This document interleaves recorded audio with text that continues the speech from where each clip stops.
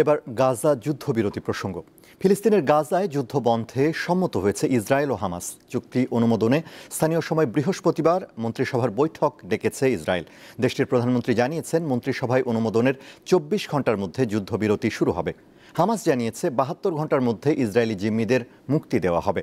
যুক্তরাষ্ট্রের president Donald ট্রাম্পের মধ্যস্থতায় হওয়া যুদ্ধবিরতির সিদ্ধান্তকে স্বাগত জানিয়েছে বিশ্বের বিভিন্ন দেশ।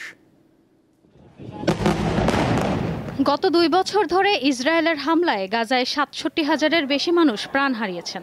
এর মধ্যে শিশু রয়েছে 20,০০০-এর বেশি। হামলায় ধ্বংস হয়েছে প্রায় সব স্থাপনা। দীর্ঘ আলোচনার পর ফিলিস্তিনের গাজা উপত্যকায় যুদ্ধ অবসানে সম্মত হয়েছে ইসরায়েল ও হামাস।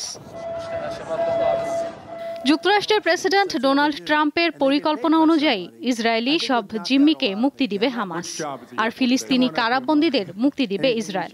এছাড়া ইসরায়েল তাদের সেনা নির্ধারিত সীমারেখায় প্রত্যাহার করে নেবে এবং গাজায় ত্রাণ প্রবেশ করতে দেবে। যুদ্ধবিরতি পরিকল্পনায় 2 পক্ষ সম্মত হওয়ার পর টেলিফোনে ডোনাল্ড ট্রাম্পের সাথে কথা বলেন ইসরায়েলের প্রধানমন্ত্রী বেনিয়ামিন নেতানিয়াহু। তিনি জানান, মন্ত্রিসভায় অনুমোদনের 24 ঘন্টার মধ্যে গাজায় যুদ্ধবিরতি শুরু হবে। জবাবে হামাস বলেছে, ইসরায়েলি সরকার চুক্তি অনুমোদনের 72 ঘন্টার মধ্যে জীবিত সব জিম্মিদের মুক্তি দেবে তারা।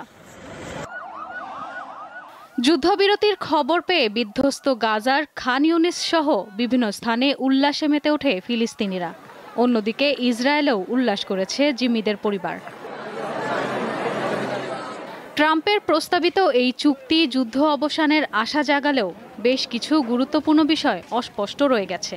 বিশ্লেষকেরা বলছেন, চুক্তিতে ইসরায়েলের সৈন্য প্রত্যাহারের সময় ও পরিসর, যুদ্ধ পরবর্তী গাজা প্রশাসনের কাঠামো এবং হামাসের ভবিষ্যৎ সহ অনেক গুরুত্বপূর্ণ বিষয় চূড়ান্ত হয়নি।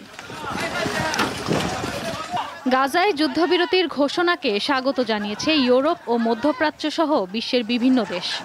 এমনকি যুক্তরাষ্ট্রের চিরপ্রতিদ্বন্দ্বী রাশিয়াও ট্রাম্পের প্রস্তাবিত পরিকল্পনাকে স্বাগত জানিয়েছে।